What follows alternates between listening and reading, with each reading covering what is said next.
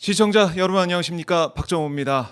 이재명 대통령이 첫 유엔 기조 연설에서 다시 한번 남북 대화의 의지를 밝히고 또 우리 대한민국의 복귀, 국제사회의 복귀, 또 빛의 혁명을 외치면서 많은 박수를 받았습니다. 이재명 대통령의 유엔 연설과 지금 뉴욕 일정들 하나하나 짚어드리고요. 그리고 이제 김건희 오늘 오후에 구속된 이후에 처음으로 모습을 드러내게 됩니다. 아마 재판에 나와서 이렇게 생중계되는 아니면은 보도가 되는 이런 모습을 보면 김건희의 현재 상황 이런 것도 저희가 추측해 볼 수가 있을 것 같은데요. 이 현장 오마이TV가 주목을 하겠습니다.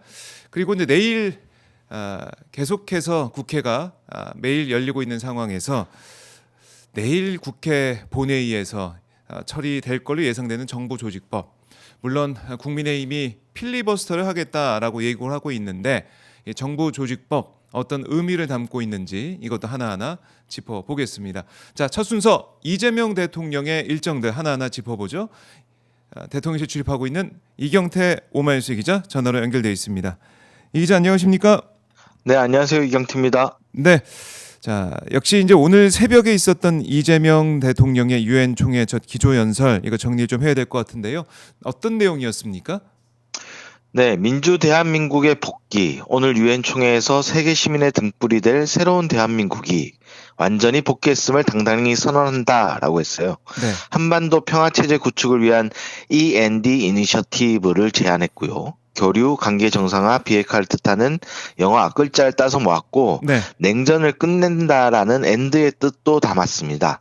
대통령이 취임 후 줄곧 강조했던 대화하자, 존중하고 적대하지 말자라는 얘기인데요. 네. 연설문에 사용된 단어를 꼽아보니까 대한민국이 33번으로 가장 많았고 평화가 25번, 민주주의가 12번 쓰였습니다.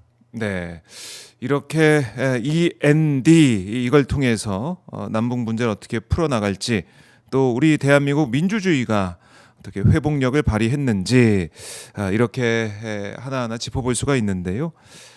돌이켜보면 윤석열이 지난 2022년 연설에서 그때는 자유를 21번 외쳤다. 이게 또 보도가 많이 됐었는데 그거 좀 다른 모습이네요.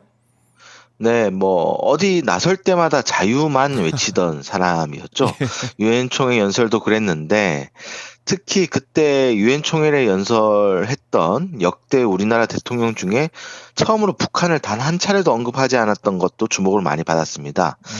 연설 시간 자체도 네. 10분 50초로 가장 짧았고요. 통상 각국 정상들한테 약 15분 정도 시간이 주어지는데 그것도 못 채워서 네. 그만큼 연설이 추상적이라는 평가를 받았습니다.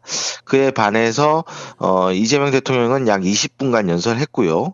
특히 이제 대한민국 정부는 상대의 체제를 존중하고 일체 적대 행위를 할 뜻이 없다라고 못 박았습니다. 네. 그러면서 전임 정권이 무인기를 평양에 띄우는 듯 도발했던 것처럼 하지 않겠다라는 뜻을 명확하게 북한 쪽을 바라보면서 한 건데 네. 이미 대북 전단 살포나 대북 방송 중단 이런 등의 조치를 선제적으로 취한 바 있습니다. 그러니까 국제사회에서도 윤석열과 정말 다르다 이걸 다시 한번 느끼지 않았을까 전 그런 생각이 들던데 각국 정상들이 박수를 보낸 순간들도 있었더라고요. 네, 첫 박수는 아무래도 새로운 대한민국의 복귀를 선언할 때, 네. 그리고 두 번째 박수는 아까 말했던 우리는 일체의 적대 행위를 할 뜻이 없다 할 때 나왔어요. 그리고 마지막에 이제 함께하는 더 나은 미래의 길을 향해 우리 대한민국이 맨 앞에서 담대하게 나가겠다라고 네. 연설 마칠 때 마지막 박수가 나왔습니다. 그래요. 정상들의 박수를 받으면서 우리 대한민국의 외교무대 복귀 귀환을 알리게 되는 중요한 자리였습니다. 우리 이재명 대통령이 7번째 연설 순서였는데 보니까 트럼프 대통령이 2번째 연설자였어요. 혹시 기대를 했습니다. 북미 대화 등에 대한 좀 구체적인 얘기가 있을까 생각을 하면서 지켜봤는데 어땠습니까? 아쉽게도 없었습니다. 트럼프 대통령이 첫 임기 때는 4년 연속 총회 연설을 하면서 한 번만 빼곤 다 북한 언급했었거든요. 그런데 이번에는 없더라고요. 게다가 오늘 보니까 무려 57분간 연설했습니다. 어, 그 가운데 언급을 안 한 거라 예. 이게 좀 해석이 엇갈리는데 음흠. 트럼프 대통령이 오늘 연설에서 이란 핵에 대해서는 좀 거론을 했어요. 절대 허용할 수 없다고. 네. 그러면서 북한에 대해서는 좀 신중 모드를 유지하는 걸로 봐서는 북미 대화의 뜻이 있는 거 아닌가라는 긍정적 해석도 있습니다. 음. 뭐 연설 자체는 트럼프다웠어요. 자기 자랑을 엄청 했습니다. 특히 우리 대통령이 피스메이커가 되어달라라고 했는데 그 부분이 예. 또 집착하는 모습을 보이더라고요. 자기가 7개월 만에 7개의 전쟁을 종식시켰는데 네. 각각마다 노벨 평화상을 받아야 된다. 뭐 이런 얘기를 하더라고요. 그래서 북미 대화도 한번 계속 기대를 한번 가져봐야 되겠다. 뭐 이런 생각을 하게 됐습니다. 네. 이 노벨 평화상에 집착하는 모습을 보니까 북미 대화는 꼭 진행이 되겠다. 저는 그런 생각을 또 하게 되더라고요. 아마 화령 점정처럼 이 북한 김정은과의 대화 아니면 더 나아가서 뭐 평양 방문 이런 것까지 된다 그러면 노벨 평화상 받을 수 있는 가능성이 크니까 그 집착이 북미 대화로 또 이어지지 않을까 그렇게도 예상을 해 봅니다. 자, 강순영님이 대한민국 국민이라는 게 자랑스럽습니다. 민순남님이 이재명 대통령님 너무 대단하고 존경합니다. 감사합니다. 화이팅 이런 댓글도 올라오고 있는데 트럼프 대통령이 연설할 때 보니까 프롬프터가 또 고장나는 일이 있었다고요? 이건 또 이례적인 것 같은데. 네, 저도 영상을 보고 확인했는데 네, 그러는 바람에 연설이 좀 더 길어졌나 싶기도 했어요. 트럼프 대통령이 이러면 더 진심에서 우러나오는 말을 할 수밖에 없다. 네, 이제 프롬프터를 작동시키는 사람이 빅 트러블에 빠졌다라고 하니까 정상들이 막 웃기도 했는데 이것 때문에 예. 혹시 모르는 상황이라서 우리 대통령도 원고를 가져가서 이제 프롬프터를 교차로 확인하면서 연설을 했습니다. 네, 그랬군요. 프롬프터가 고장나는 해프닝도 있었다. 트럼프 대통령 피스메이커 노벨 평화상에 대한 이 집착을 보면서 이재명 대통령도 아마 이제 END 이 북한과의 대화 이걸 추진하는 얘기를 하면서 여러 가지로 트럼프 대통령의 핵을 그러니까 북한에 대한 핵 언급 안 한 이 부분을 좀 긍정적으로 해석할 수 있는 부분도 있지 않을까 생각을 해 봅니다. 자, 이재명 대통령 연설이 우리 시간으로 새벽 2시 49분. 원래는 1시 30분 정도를 예상했었는데 1시간 넘게 좀 딜레이가 된 느낌이 있는데 이 일정이 지금도 그럼 진행이 되고 있습니까? 네, 그렇습니다. 대통령이 연설 이후에는 유엔 사무총장을 만나고 네. 우즈베키스탄과 체코 정상과 연이어 약식 회담을 했습니다. 음. 트럼프 대통령이 통상 경우를 어기고 약 1시간 가까이 연설하는 바람에 네. 일정이 다 밀리고 있어요. 그래서 우즈벡 대통령이 우리 대통령을 만나서 지각했다. 유엔 의전이 상당히 복잡하다. 앞에 네. 분들이 연설이 굉장히 길다라고 농담을 했는데 대통령이 웃으면서 뉴욕이 상당히 복잡하다라고 화답하더라고요. 네. 이 약식 회담은 다 끝났고요. 이후에는 외교안보 오피니언 리더 초청 만찬 행사가 예정돼 있습니다. 지금쯤 진행되고 있을 수도 있겠습니다. 자, 이렇게 거의 뭐 초 단위로 뭐 분 단위로 시간 단위로 이렇게 일정을 이재명 대통령이 소화를 하고 있는데 오늘은 이렇게 이제 일정이 마무리가 되고 이재명 대통령 내일 일정은 어떻게 됩니까? 내일은 이탈리아, 프랑스, 폴란드 정상들과 회담을 하고요. 네. 안보리 의장으로서 공개 토의를 주재합니다. 인공지능 기술의 급속한 발전을 어떻게 국제 평화와 안보에 어떤 식으로 영향을 미칠까 뭐 이런 주제로 논의하게 되는데 네. 오늘 연설에서도 일부 밝혔습니다. 이 대통령이 이 자리가 인공지능에 책임 있는 이용을 촉진하는 국제사회 노력에 기여할 것이다라고 말했습니다. 네. 그래요. 지금 보니까 G7 외교장관 공동 성명 발표가 됐다. 북한 완전한 비핵화 의지를 재확인했다. 이런 속보도 좀 들어오고 있고 어제는 이 한미일 외교장관이 또 만나가지고 비핵화 의지를 천명했더라고요. 그러니까 북한에 대한 이 관심, 뭐 얘기 이런 것들이 이렇게 비핵화 얘기라든가 아니면 트럼프 대통령과 김정은 위원장의 경주 에이펙 정상회의 계기로 만남 뭐 관측이라든가 북한 얘기가 그래도 여기저기서 유엔 총회 일정 가운데 나오는 것 같습니다. 어떻습니까? 네, 그렇습니다. 일단은 핵 확산을 막겠다라는 국제사회 기조는 네. 명확하고요. 그래서 이제 뭐 김정은이 비핵화를 포기해라라고 하는 김정은의 입장은 수용이 되지 않는 것이고, 다만 이제 우리 대통령이 말씀하신 엔드 엔드 네. 엔드 이니셔티브를 보면은 약간 예전에 과거 육자회담하고 좀 비교를 해보면요. 음. 그 관계 정상화가 두 번째 있단 말이에요. 지금 엔드 이니셔티브에는. 이게 네.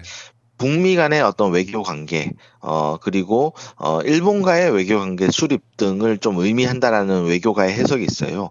예, 예전 음. 육자회담 때는 그 부분이 비핵화가 선결돼야지 가능한 거다라고 네. 했는데, 비핵화를 좀 뒤로 빼면서, 음. 좀 더 이제 북한이 대화의 무대로 나오도록 촉구하는 그런 메시지가 담겨 있는 좀 차이점이 있습니다. 네. 그래요. 상당히 이제 북한에 대한 관심이 또 다른 방식으로 어떻게 보면 풀려 나갈 수 있다는 그런 점 때문에 더 이제 주목을 받고 있는 관심이 쏟아지고 있는 그런 상황인데 이재명 대통령이 뉴욕 일정을 숨가쁘게 소화하고 있는 이런 동안에도 국내 대통령실에도 여러 일이 있었습니다. 추석 선물 얘기도 이제 보도가 되고 있고 이 좀 정리해 주십시오. 네, 대통령의 취임 후 첫 명절 선물입니다. 네. 역대 대통령들이 사회 각계각층에 선물을 보내는데 명절을 맞아서 음흠. 각각 뭐 통합이라든가 화합 등의 메시지를 담거든요. 네. 근데 이번 선물에서 좀 제가 특색 있게 본 거는 대통령 시계가 있다는 거예요. 음. 그리고 산업재해 유가족에게도 선물을 보낸다. 이 두 네. 가지입니다. 산재 유가족에게 선물을 전달하는 건 뭐 대통령이 그간 강조했던 거를 좀 생각하면 이해가 가능하실 것 같고 네. 시계는 대통령실 제공한 사진을 보니까 대통령실 문양과 친필 사인이 각인된 두 가지 종류더라고요. 이게 음. 매번 대통령이 강조하는 공직자의 한 시간은 온 국민의 5,200만 시간과 예. 같다라는 마음을 담았다는 설명이 있었습니다. 그래요. 시계가 저도 이제 인상적이게 다가오던데 윤석열 정권 때 이렇게 돌이켜 보면은 이제 술이 들어갔던 적도 있고 여러모로 어떻게 보면 윤석열 정권에 또 술 좋아하는 그런 모습이 또 담긴 그런 선물이 있었다는 생각도 드는데 이재명 대통령은 정말 시간을 허투루 쓰지 않겠다. 공직자로서 정말 1분 1초를 중요하게 생각하면서 국민들의 시간을 잘 쓰겠다. 그런 의미가 담겨 있어서 이번 선물이 또 뜻깊게 다가올 것 같습니다. 아마 이 선물 받으신 분들 이 시계 보면서 다 탁상 위에 지금 저희가 화면을 좀 보여드리고 있는데 두 가지 종류의 색깔만 다른 두 가지 종류의 시계가 이렇게 맨 가운데 선물 가운데 놓여져 있습니다. 이것도 또 많이 회자가 되지 않을까 이런 생각이 들고요. 그리고 특활비도 공개를 했습니다. 네, 역대 정부 최초입니다. 취임 음. 후 지난 8월까지 사용한 특활비, 업무 추진비, 뭐 특정 업무 경비 총액, 그리고 네. 집행 정보 등을 홈페이지를 통해 공개했습니다. 음. 이게 앞서 시민단체들이 냈던 정보 공개 청구에 응한 건데요. 네. 통상 특활비가 좀 기밀 유지가 돼야 될 부분들이 있어서 공개하지 않았고, 음. 윤석열 대통령실 때는 그 여러 가지 좀 이걸 가지고 대법 판결까지 갔어요. 네. 결국 대통령실 패소하면서 공개가 돼야 되는데 이게 이미 탄핵 파면된 일이라서 공개가 안 됐습니다. 이때의 법원 판단 취지를 이재명 대통령실에서 존중하기로 한 거고요. 네. 보니까 특활비가 한 4억 6,400만 원, 업무 추진비가 9억 7,800만 원 정도 쓰였는데 시기 등을 보니까 한미 정상회담을 앞두고 이제 뭐 외교 네트워크를 구축한다든가 네. 관련 정보를 좀 얻으려는 지출이고요. 그리고 인사 검증 관련한 지출도 좀 있더라고요.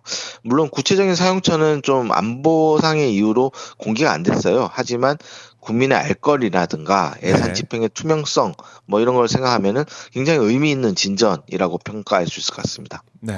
그러니까 특활비를 공개하면서 투명하게 법원 판단도 있었고 투명하게 국민들의 이 세금으로 쓰이게 되는 이 비용들 공개를 하겠다. 이것도 획기적이라 생각이 들고 이게 앞으로 계속 좀 이어져 가지고 투명하게 어떻게 비용이 쓰이는지 좀 국민들이 알았으면 좋겠다. 이게 좀 이어졌으면 좋겠다. 이런 생각이 듭니다.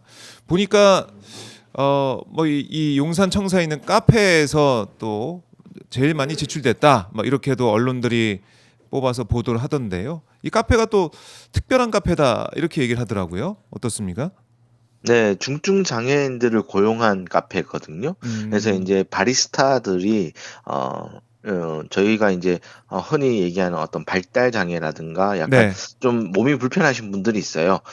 그런데 이제 저희가 보면은 지난번에 대통령과 기자들이 번개 티타임 같은 걸 하지 않았습니까? 그렇죠. 예. 사진으로 그때 나오고. 이용했던 카페입니다. 그러니까 아. 주로 직원들이라든가 기자들이라든가 뭐 네. 스쳐 지나가면서 만나면서 마실 수 있는 카페 뭐 이렇게 생각하시면 될 것 같아요. 그래요. 저도 가면 좀 마실 수 있나요? 그 외부인도 들어갈 수가 있습니까? 허락을 허락을 받아야 들어오실 때 이제 되니까. 보안 검색과 아, 어떤 그렇군요. 뭐 누군가가 이제 네. 신원을 보증하는 절차를 좀 거쳐야 되지 않을까 네. 생각합니다. 이경태 기자가 좀 해주세요. 제가 한번 놀러 한번 알겠습니다. 가겠습니다. 알겠습니다. 이경태 기자 오늘 말씀 잘 들었습니다. 네, 감사합니다. 네.